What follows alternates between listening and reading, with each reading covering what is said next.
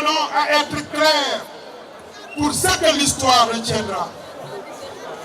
Pour contribuer à l'œuvre de construction nationale, nous tendons la main au président Macky Sall.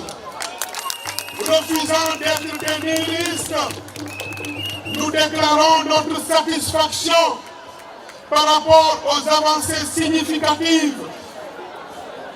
déjà notées dans la prise en charge des préoccupations de nos populations. Mais nous lui tendons la main pour ensemble faire plus et mieux. Oui, nous sommes prêts à nous engager, à nous mobiliser à ses côtés pour leur relever les défis d'un Sénégal qui marche et d'une Casamance qui retrouve toute sa splendeur. La CND s'engage dans le cadre de ce partenariat avec le président à ne ménager aucun effort pour lui témoigner sa reconnaissance et toute sa reconnaissance. Il n'aura plus besoin de venir faire campagne ici, car nous nous engageons à mobiliser toutes les localités de la Casamance naturelle, c'est-à-dire de Gouloumbou à Diogué, pour lui assurer des victoires sur l'étendue de notre région. Je suis venu pour être l'interprète de l'ensemble des fils de Kagnabo et de la Casamance auprès des populations sénégalaises partout où elles sont, auprès des autorités, afin qu'ils sachent qu'il y a un besoin énorme, il y a des initiatives à prendre, afin de les aider pour qu'ils puissent participer mieux au développement du pays, parce qu'il y a un potentiel important. Et par les discours que j'ai entendus, par ce que j'ai vu, il y a un besoin important en équipement, en infrastructure, pour faire en sorte que toute la richesse humaine, toute la richesse culturelle, toute la richesse que renferme la terre puisse être exprimée afin de pouvoir servir et Kagnabo, et la Casamance, et le Sénégal. Il s'agit certainement de cela. Et sans nul doute, le pays va nous entendre, les autres vont nous entendre. Et dès lors que nous faisons partie également de la mouvement présidentielle en tant que parti du Benno Bokk Yakaar, parti de Macky 2012, nous ne serons pas nous taire, nous allons nous exprimer à vive voix afin que des solutions puissent être apportées à tout cela. En tant que parrain, je remercie les anciens de m'avoir manifesté la reconnaissance. On a cheminé ensemble pendant des années. Ce cheminement n'a pas été simple. Il y a eu des hauts et des bas, mais il n'empêche qu'au bout du compte, ils ont trouvé la promotion sociale par le football. Donc ça a été un compagnonnage particulièrement agréable et je les remercie d'être reconnaissants pour le compagnonnage qu'on a eu ensemble. Cela me va droit au cœur et c'est un témoignage que je partage avec l'ensemble de ma famille et de mes amis. La journée est une belle journée, une journée de retrouvailles, une journée qui est également une marque de fidélité des anciens du Casa Sport à leur club Fagnon. Ce club qui les a vus émerger et aujourd'hui assurer une promotion sociale à partir du football.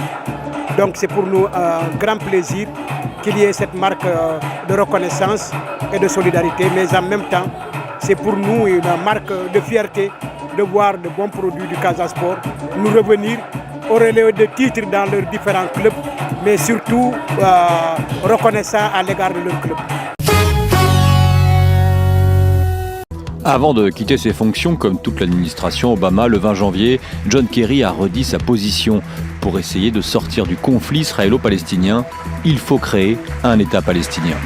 C'est le seul moyen d'assurer le futur d'Israël en tant qu'État juif et démocratique.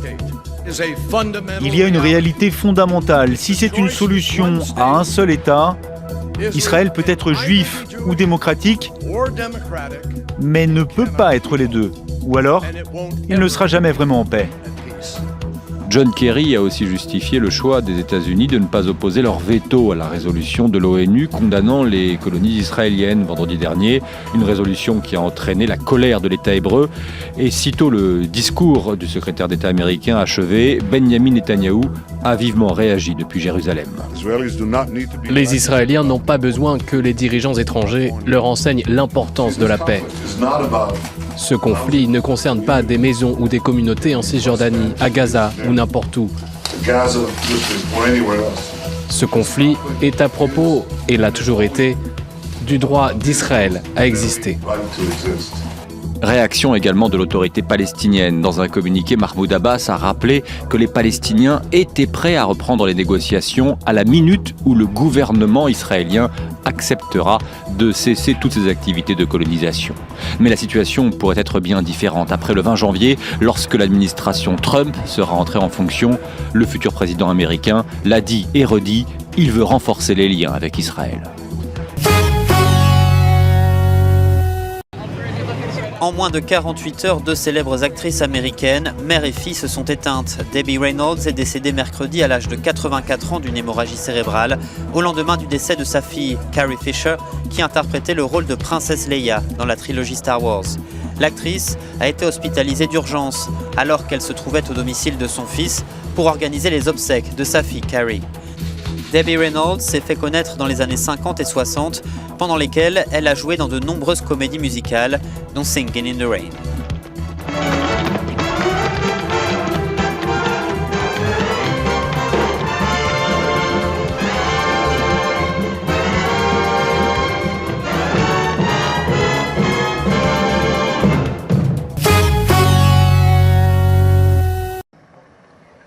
Les négociations politiques entre le pouvoir et l'opposition reprennent ce jeudi à Kinshasa, en République démocratique du Congo.